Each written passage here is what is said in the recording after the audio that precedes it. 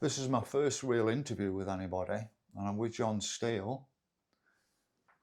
Now, I met John a few months ago in the local Aldi, and he told me about something that had happened to him. Told me to keep it quiet and under my hat, as I did do.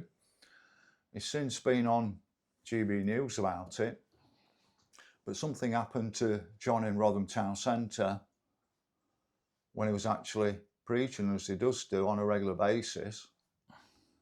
So what I'll do is I'll let John tell you about what happened to him on that day in Rotherham Town Centre in his own words. Yeah, well, thanks for coming, Tim, and giving me this opportunity to share the events of that day. I'm a Christian, and I go into Sheffield, Rotherham, other places when I can and share the gospel. I believe that the greatest problem in our nation is a spiritual problem, and that Jesus Christ is the answer to that problem.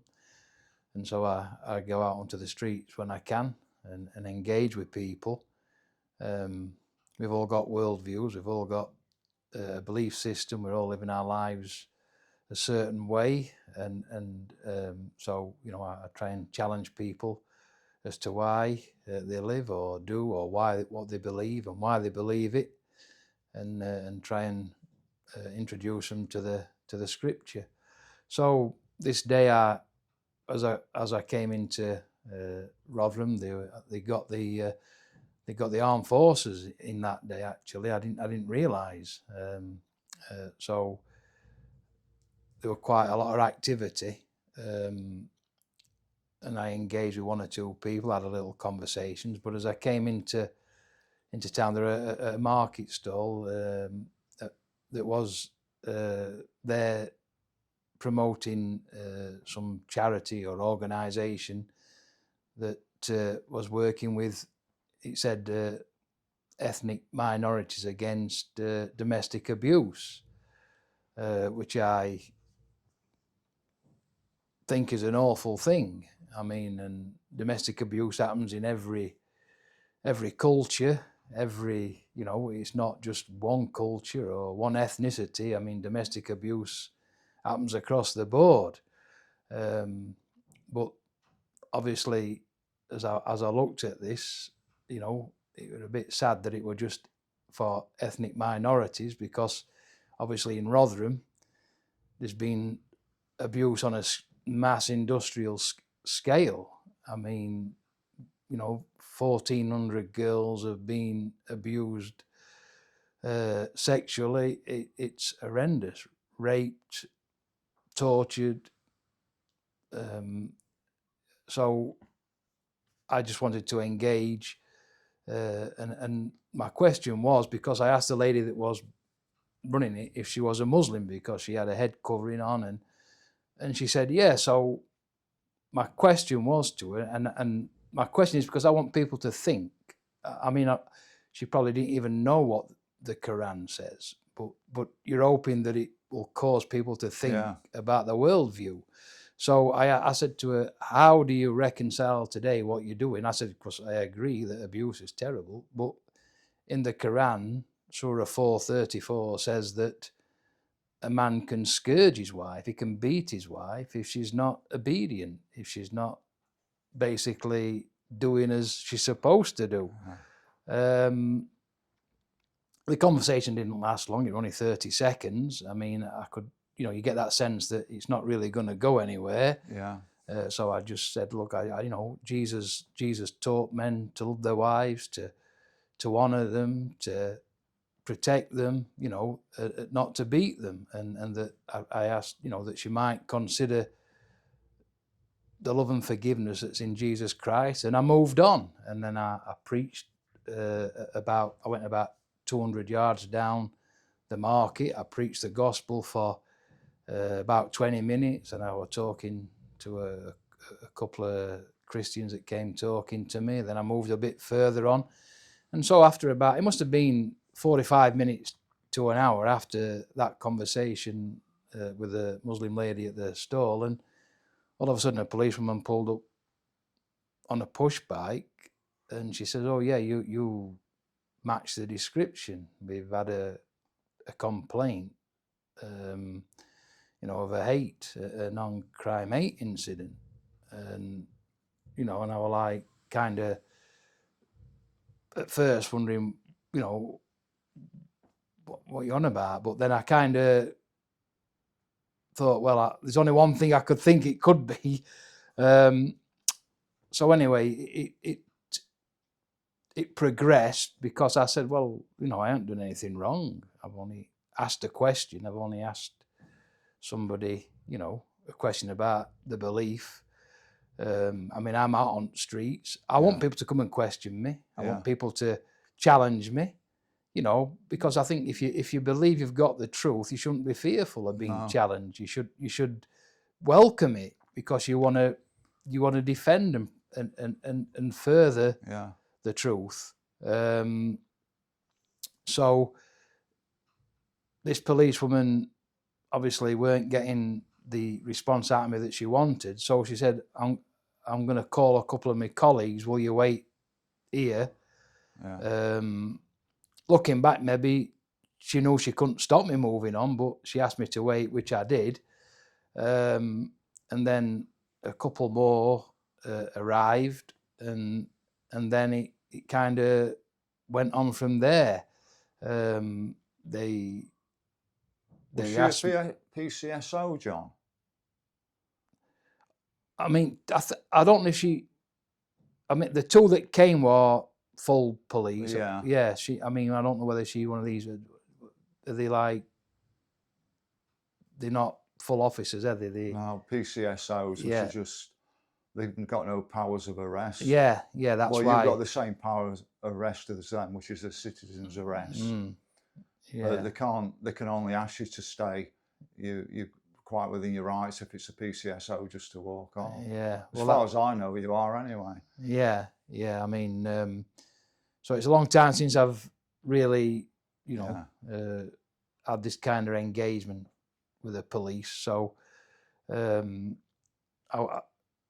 obviously the two colleagues she called were police. They were, and so it engaged from there. So they wanted me to give my name and address, and I've always been told unless you are being arrested, and charged, then you don't have to give any details. And so I said, well, I've done nothing wrong, so I'm not giving any details. Well, they said, well, we want to put down a non-crime hate incident. But so I said, well, if it's not a crime, it's either why should I give my details? You're telling me I've not done anything wrong, and yet you're telling me I've committed a hate crime. And they said, if you don't give us your details, then we'll arrest you. So it kind of progressed like this for about 15 minutes, and they kept saying, well, we hope that you'll see sense, and you'll just give us your address and name and address, which I refused. So they said, well, we're going to arrest you, and which they did. They arrested me and took me to the police station on Shepcourt Lane at Darnell. So that actually took you to the cells then? Yeah. That's where the cells are, Yeah, they took me there. I'm going to say they weren't heavy-handed or anything. They didn't handcuff me or anything, but they took me there, and they took me DNA, they took me fingerprints, they took me picture, and then they put me. They emptied everything out of my pockets. They went through everything, and then they stuck me in a cell. And then I weren't there that long, but then an officer came and he opened the hatch and he said, if you just give your name and address, you can go. Yeah. I said, well, you've just emptied everything out of my pockets. You know my name, address, you've got everything. You've got my bank card, you've got everything. So so you know my name, you know my address. So, Anyway, he went, and then, I don't know, after about 20 minutes, half an hour, they came and took me out of the cell, took me back to the desk with the charging officer, and he gave me a printout. He said, "Here, this is your day in court. If you don't arrive that day, then there'll be a warrant put out for you to arrest." And so then they drove me home, and so then from there I contacted some lawyers. It's called Christian Concern, but they have lawyers that will defend people that are, they really are trying to stand up for freedom of speech in this country, and they do a good work. And so I contacted them, explained the whole situation. They said, "We're going to defend you. We're going to, we'll." So I can't remember how long it went, but maybe about 3 weeks after incident, I went to court, and that was a bit of a. Oh, so you actually ended up in court, John. I didn't realise you'd ended up in court. Yeah, I went to court. I thought it had been quashed before court. No, I went to court on the day. Gentleman from came up to be with me and support me, but the lawyer came through on, by live feed. So anyway, I went into the court, and what happened was they asked me to confirm my name and address. They read the charge, and it's strange because I believed I was being charged for refusing to give my details. But when they read the charge, they actually read about the non-crime hate incident. So, but anyway, they read the charges out and they said, "How do you plead?" And I said, "Not guilty." And it kind of, the look on the faces, and they kind of looked a bit put out. And anyway, there were about, I think there were about three judges here that were sat up. So anyway, but main one, he got to my lawyer as he were communicating with him. He said, "This courtroom is only for those that plead guilty." So obviously they thought I was going to come and plead guilty. So anyway, there was some dialogue, and then they said, "Right, we're going to have to move you to another courtroom." Where was this court, John? This is at West Bar, isn't it? West Bar in Sheffield. Magistrates That court. big new one, Magistrates. I know what you mean, it's a massive new building. And so they said, "You have to move you to another courtroom." So we came out, and we, for about another hour or so, anyway, they took us into another courtroom, and I thought we were going to have to go through the same process. But judge says, "Just sit down at back, Mr. Steele, you're okay." And so he started to engage with my lawyer, and my lawyer said, "Look, we believe that Mr. Steele were, just doing what he's enabled, he's a right to do, his freedom of speech, So the judge were looking at the case, and he said, "Well, I'm looking at this case." He says, "There's no witnesses, there's no police statement." He says, what do you want me to do with this?" So the Crown prosecution asked that it would be suspended while they decided whether they wanted to prosecute me or not, so it was adjourned. We came away, and I think it was a week. I've lost kind of track of time now after this, but a couple of weeks later, maybe, my lawyer phoned up, and he said, "It's great news, isn't it?" I said, "What's great news?" He said, "Well, they've dropped everything, they've quashed it, they're not going to proceed. They don't think it's in the public interest to pursue it." So that's where it ended. That is what happened. So what about? Are you taking any further action against South Yorkshire Police, John? no, not at this minute. Not at this minute. No, I've not got any. Are you considering it, or yeah? I've had advice I should, and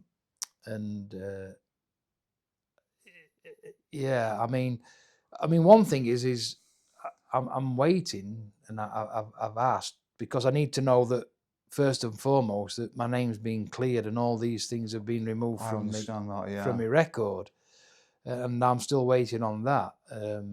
So you know, then I'd have to speak to my lawyers and see what they suggest or whether they feel it's worth pursuing. So any it's further. still things are still not quite cleared up yet. No, it's not 100% clear, but as far as you know, there's no prosecution. Oh, that's right. Yeah, that's the main thing. That's the main thing. Yeah, you know, and it you know, and you know, the freedom of speech is something that is so important. And we can see it's been erased and all this hate crime is just a means of intimidation, really. And yeah, that's why. I mean, my personal opinion, but it's only my personal opinion, is that if South Yorkshire Police don't learn a lesson from this, who will they do it to next? If you know what I mean. That's why. But I understand you. This is the case of getting rid of your information off their records because you've not committed a crime, so they shouldn't be holding any of that data. So that's the first thing to do. But then it's like, my thing would be, well, how do you teach the police a lesson so that they don't pick on anybody for no reason again? Yeah, I mean, I was quite amazed. I mean, Christian Concern, who represented me, they did an article and they said how many of these non-crime hate incidents have actually been issued, and it's thousands. Is that in Rotherham or South Yorkshire? Well, I think nationally, nationwide, thousands. And what it is it's just a way, I suppose, as well of shifting somebody on, because they don't want to do, I remember years ago, I was preaching in Rotherham, and somebody came up and were very aggressive toward me, really aggressive. And a mounted police officer came, and he came up to this guy, shoved the horse's nose on him, and moved him on, told him to clear off, and then he sat there on horse while I preached and made sure that I had my rights upheld. You know what I'm trying to say? Yeah, I understand that. Now it's kind of, they don't want the work. They just want it quiet, everybody moving on. I think they're also seeing, I mean, we're not getting into it too much, but I think they're also seeing the current situation with what's recently happened that we won't mention, but it's headlines at the moment. Well, they just want to try and calm things down, but then that's taking away free speech. Yeah, well, it's suppression, and that's the thing, innit? It's not, it's fear mongering, it's suppression, it's beating people down, it's telling them that what they feel, what they see, what they're experiencing ain't real. Yeah. They're trying to change your reality. Yeah. And it's evil. Yeah. I mean, they're evil days that we're living in. This is an evil time. Yeah, that's brilliant, that, John. So what I'll do is I'll keep space with you in future, or touch space with you in future, and find out what happens about removing your information from police records, and whether you decide to take any further action in the future through your Christian lawyers. Yeah.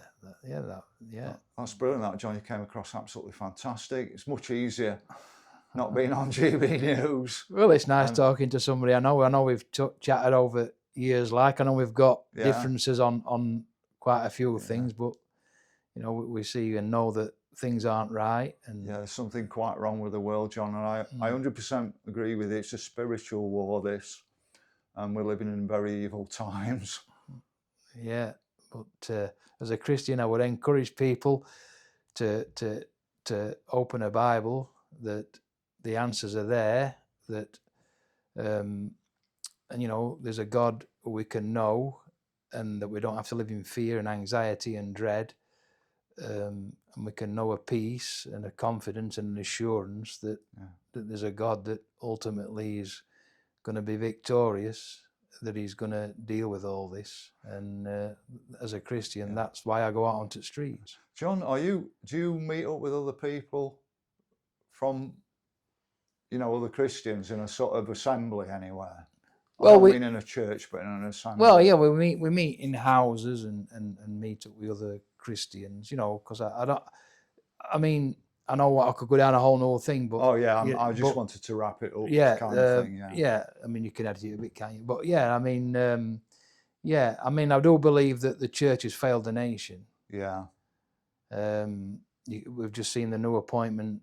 Yeah, I know, I've seen that the one, Church of England. I mean, they're political appointments; they're not spiritual appointments. She's been signed off by the King and the PM as well. Yeah, so it's, you know, and the church. Jesus said that the church is the light. It should be the one that is for truth, for righteousness. It should be pointing out evil and wickedness. It should be looking to lift up the poor, the needy, the destitute. I mean, this is what the church should be doing, and it isn't doing it. It's calling good evil, and it's calling evil good. Yeah. But that's the church as the state. Yeah. But that don't mean it's the church of God. The true church that Jesus Christ died for, you know, is an organism. It's people that have truly put their trust and faith in Christ. It's not an organization. Yeah. So the standard is Jesus Christ. It's not the Church of England, and that's what I would encourage people, because yes, the church is. So you meet up informally with other people in their houses, and things like that, or other places, and online and things. So it'd have been lovely to have actually done this down at Rotherham, John, but you know the weather's not right. Not right. For it. No. But that's all of that, John. Thanks ever so much for your time. Oh, thank you, Tim. Thanks for Brilliant. Cheers, the opportunity. Thank you, Tim.